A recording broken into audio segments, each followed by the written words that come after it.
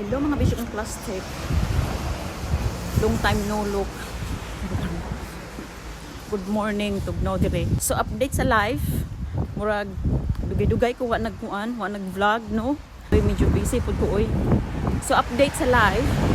Karon padung ko mag-breakfast.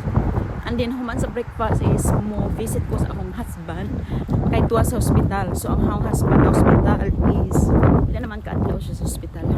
Sabado, Domingo, Lunes, Martes. Apat na siya kaadlaw dito sa hospital.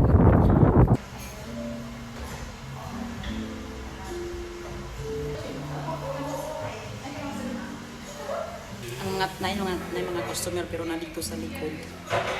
Nang po yung mga tables sa likod sa nasa dito.